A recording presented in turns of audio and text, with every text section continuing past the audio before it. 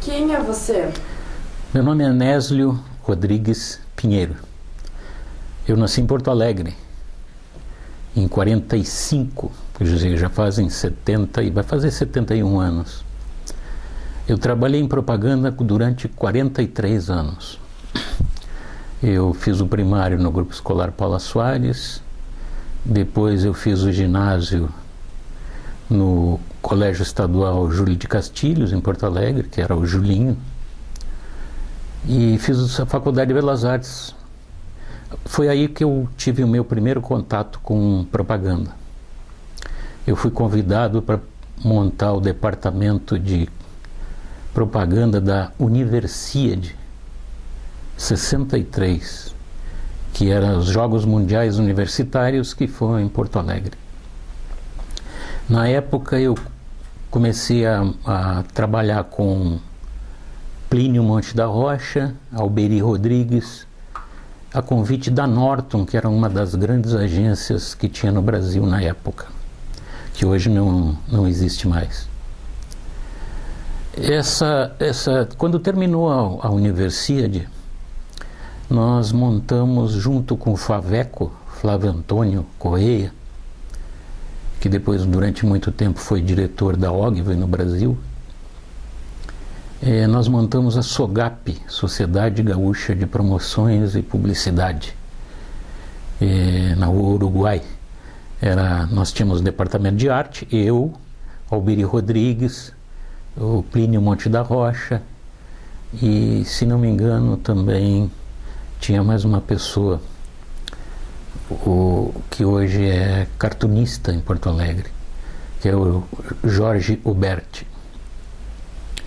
E o Faveco tinha a parte comercial da agência, e nós tínhamos a parte de criação, estúdio de arte. Quer dizer, era tudo muito empírico, porque nós tínhamos, era o nosso primeiro encontro com a propaganda, que naquela época era uma coisa bem, ainda muito incipiente. Depois essa agência SOGAP foi vendida para Denison Propaganda, que era uma das maiores agências do Brasil. E aí realmente passou a ser uma coisa mais profissional, mais como a cara de agência de propaganda mesmo.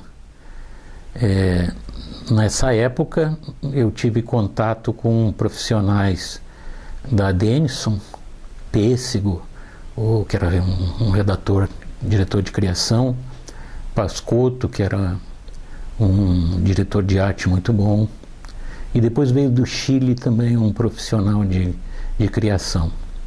Então foi realmente ali que nós tivemos contato com a verdadeira propaganda. Para se ter uma ideia de como era a propaganda naquela época, era feito, por exemplo, não tinha nem slide, era feito GT, que era desenhado à mão, e depois colocado na frente da câmera que ia ao ar. Então era uma coisa muito incipiente. Para jornal era um clichê feito de chumbo, pesava uma barbaridade, que era impresso depois na calandra do jornal. Eu vim para Curitiba, que essa agência que eu trabalhava em Porto Alegre tinha se transformado na Salimem Franchini, que era uma dissidência da Denison. A Salimem Franchini atendia aqui no Paraná, atendia o Banco Mercantil Industrial do Paraná, que depois veio se transformar em Bamerindos. Eu vim atender aqui porque esse banco pediu que montasse uma filial aqui no Paraná.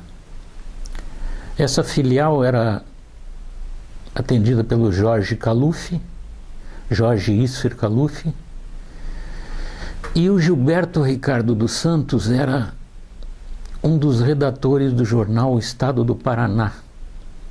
Foi quando nós convidamos ele para ser redator na Salimem Franchini. A Salimem Franchini durou até ser comprada novamente pela Denison. Então a Salimem Franchini virou Denison. E nós atendíamos na época aqui o Bamerindos, a seguradora Atalaia e outros clientes.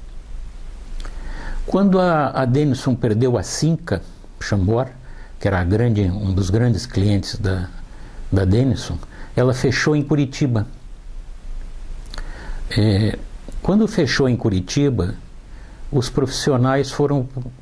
O Jorge Caluf continuou na Coimpa, que era um dos clientes, que era Comercial Imobiliária Paranaense, e também com agência de propaganda, e nós fomos para a SJ de Melo, que era uma filial da SJ de Melo de São Paulo, que era também uma grande agência. E aí tinham vários clientes, inclusive de Santa Catarina, como a Lepper, a Artex, a Garcia e outros grandes clientes que a SJ de Melo atendia.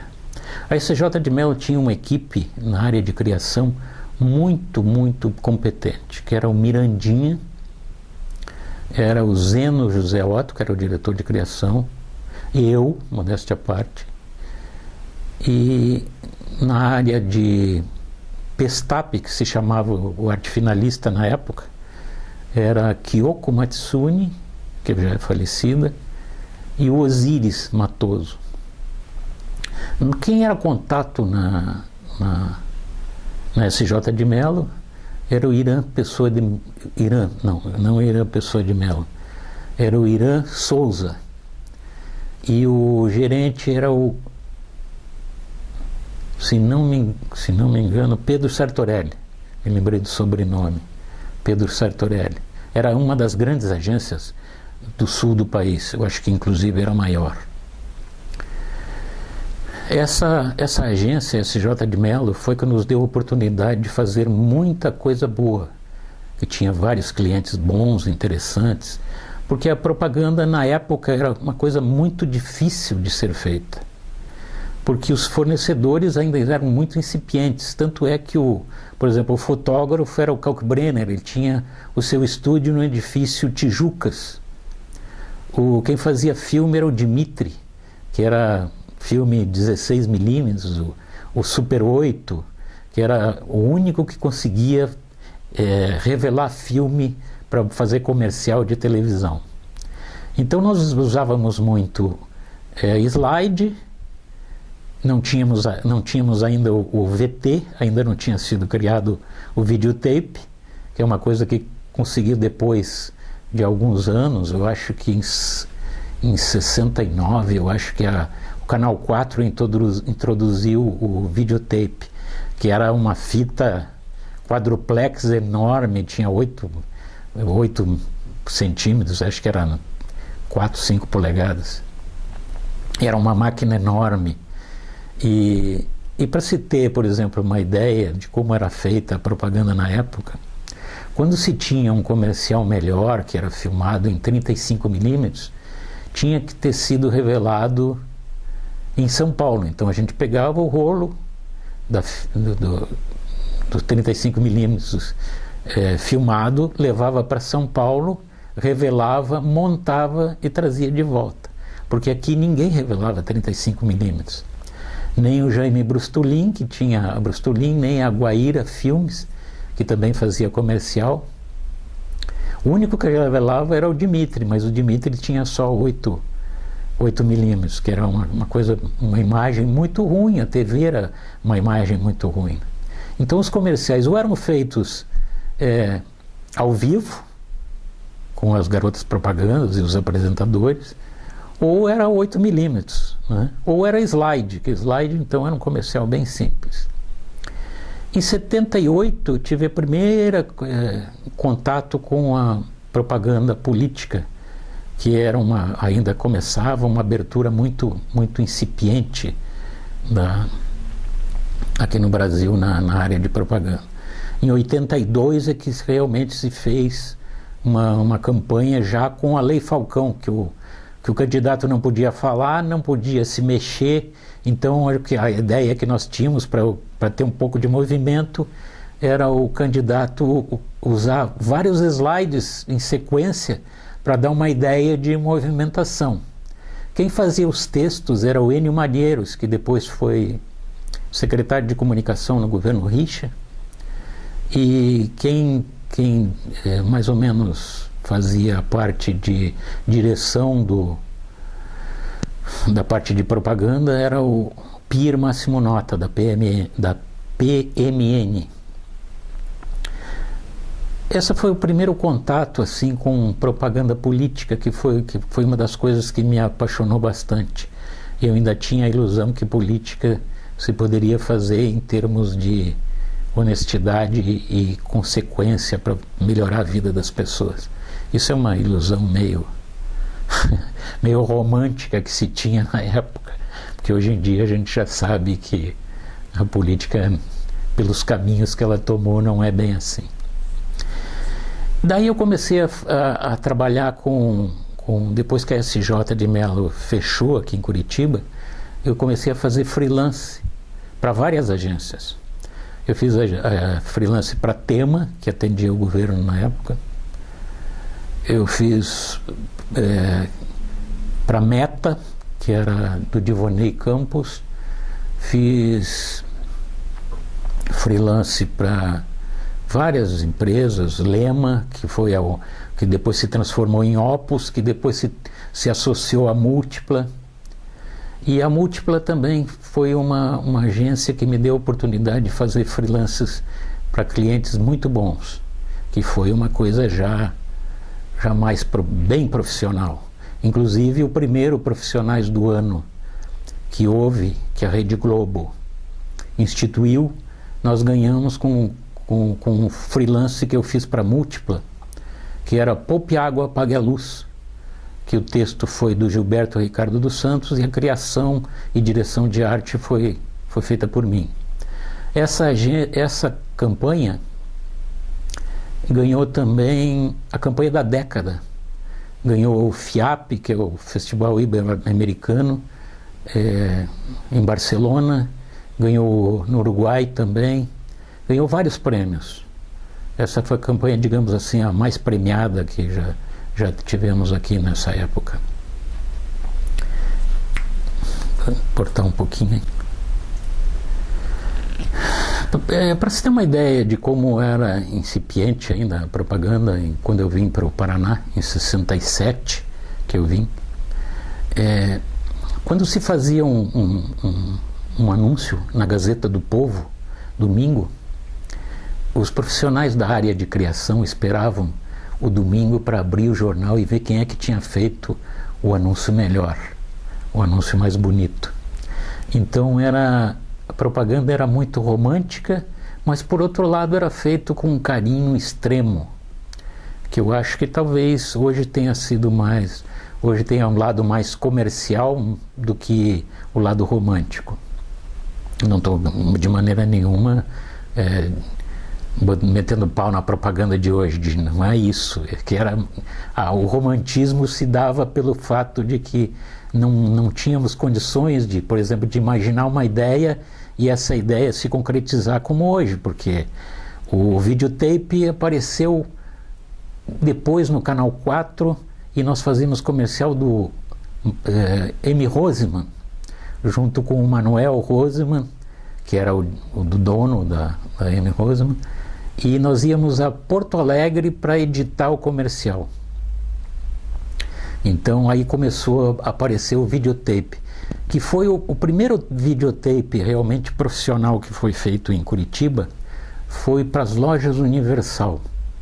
Foi criação minha, o texto era do Jamil Snege, e os astros do comercial eram a Sandra e o Miele. E nós gravamos esse comercial no Canal 6, que hoje é o Canal da Música, que ainda não tinha sido inaugurado a sede, mas já estava praticamente pronta e tinha um auditório muito grande no Canal 6, que hoje é o Canal da Música. Então deu para fazer todo esse comercial gravado com o Miele e com a Sandra Brea, que foi o primeiro comercial gravado em videotape no Paraná com uma produção de cinema. Esse comercial para as lojas Universal ganhou vários prêmios, porque realmente era inusitado se fazer um comercial. Foi dirigido pelo Serres. Hoje eu não sei aonde ele está, mas ele se tornou um grande diretor de comerciais. Esse comercial foi editado em Porto Alegre, porque a Guaíba, na época, tinha uma mesa de edição muito competente, que depois, só algum tempo depois, é que veio aqui para o Paraná.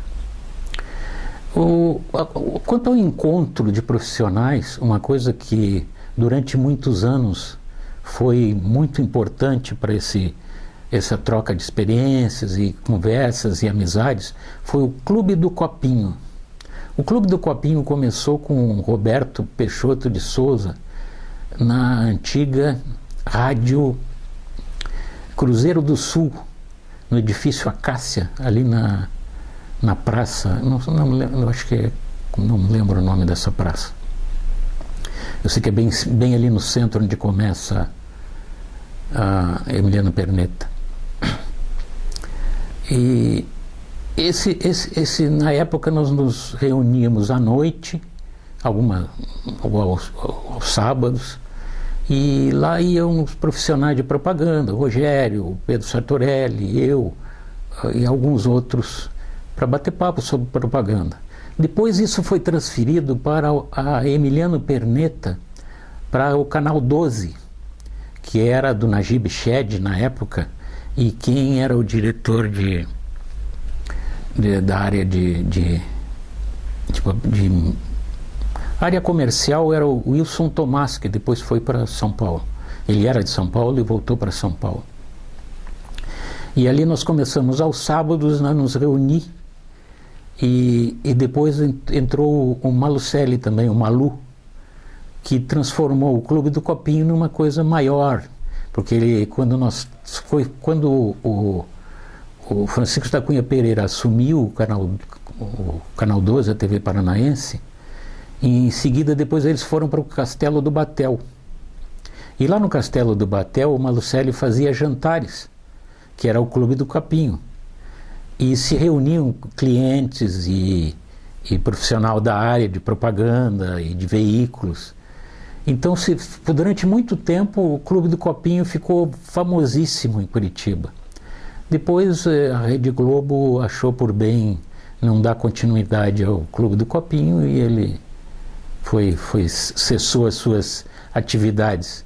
Mas isso marcou muito na memória da propaganda paranaense. E, naquela época eu tinha uma agência com a Índia do Brasil, Seagold, que depois veio a falecer. Era século XX. Nós atendíamos Irmãos Tá, que é a construtora, e tinha também a área de vendas de material de construção, ali na Getúlio Vargas. Depois da século XX, eu passei a exercer mais o freelance mesmo, como montei a workshop para fazer freelance, para poder dar nota fiscal. Em 76 eu montei a workshop, já fazem muitos anos, né? Em 76 para hoje. Eu funcionei com propaganda até 2006, quando eu atendi durante o primeiro governo, primeiro dessa digamos assim, desse exercício do governo Requião, e depois me afastei e fui morar em Florianópolis. Morei 6 anos em Florianópolis. Mas aí Florianópolis é muito bom para visitar, mas para morar já é um pouco complicado nessa área de comunicação, ainda é muito difícil. Então eu morei 6 anos e aí parei com a propaganda. Mas a minha experiência de 43 anos com propaganda, e principalmente na área de propaganda política, que eu fiz em 82, eu fiz uma campanha presidencial, onde eu montei o departamento de comunicação do Mário Covas. Infelizmente o Brasil trocou o Mário Covas pelo Collor. Foi eleito o Collor e não foi eleito o Mário Covas.